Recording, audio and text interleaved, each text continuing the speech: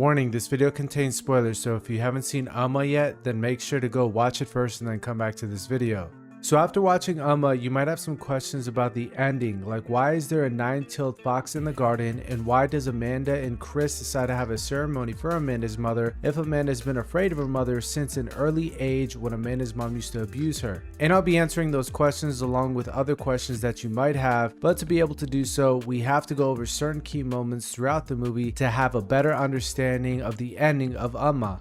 The first key moment that we have to look at is at the 9-tailed fox, which if you didn't notice or maybe had forgotten, is seen from the very beginning of the movie within the opening credits and at different moments throughout the movie.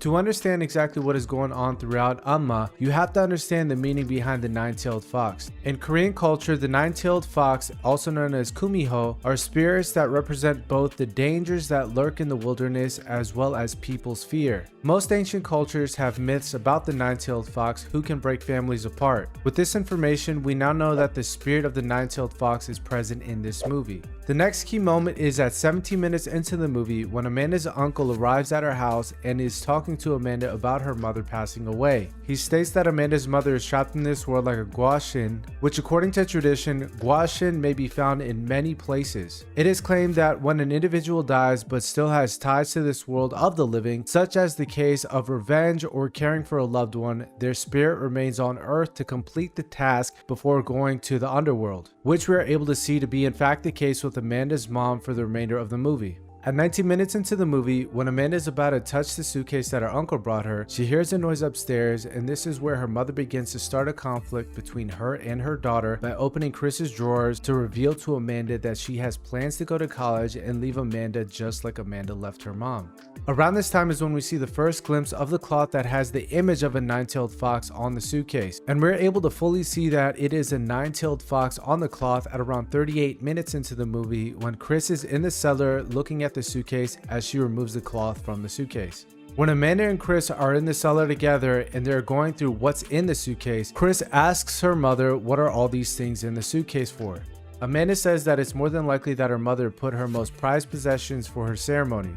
She goes on to explain that some Koreans believe that life's hardships are caused by the tormented spirits of their ancestors, so they make offerings to appease their tortured souls. Chris then asks Amanda if that's what she believes, and Amanda says that she does not believe in superstition. But by the end of the movie, we can see that Amanda ends up changing her way of thinking.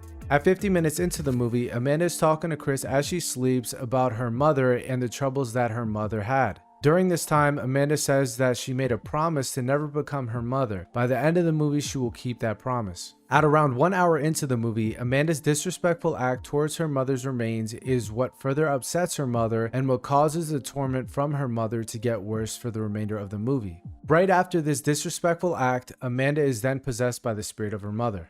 At 1 hour and 6 minutes into the movie, while Amanda is possessed by her mother, we find out why Amanda's mother used to shock Amanda when she was younger, and it was so that Amanda could feel the pain that her mother felt every time Amanda ran away, so that Amanda would know that her mother's pain was real and be able to feel the pain her mother felt every time she ran away. But Amanda's mother says that she never learned her lesson.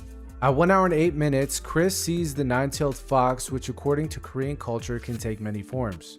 Shortly thereafter, while Chris is being attacked by her mother, Chris expresses that she finally understands why her mother is the way that she is, and then moments later, Amanda is put in a similar position to express to her mother that she understands what she went through when she's dragged into the ground, and then being able to talk to her mother and tell her that she understands why she was the way that she was. During this scene is where Amanda finally overcomes the fear of her mother and tells her mother that she will give her ceremony so she can finally rest in peace. Amanda then comes back out of the ground. Amanda coming up out of the ground can also symbolize Amanda coming back to life after being buried by the fear she lived with most of her life.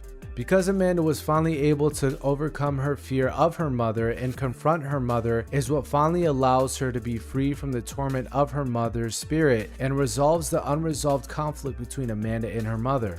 This then allows her mother's spirit to move on, and also because Amanda gives her mother a ceremony as she wanted, which finally puts her mother's spirit to rest. By the end of the movie, Amanda realizes that she has been acting like her mother by not letting Chris live a normal life and by not letting her go to college. And to not be like her mother and keep the promise that she made is why she finally lets Chris have a cell phone and go to college to be able to keep that promise of never being like her mother, but also because she is finally able to cope with what happened to her when she was younger. So that's it for this UMMA Ending Explained video. If there's something that I missed or a question you have that I did not answer within this video, make sure to leave a comment below. If you went on to enjoy this video and it helped you to understand the ending of UMMA better, then make sure to leave a like on the video. And if you are new to this channel, I welcome you. It would be awesome if you subscribed. Thank you so much for watching, and I'll catch you in the next one. Peace.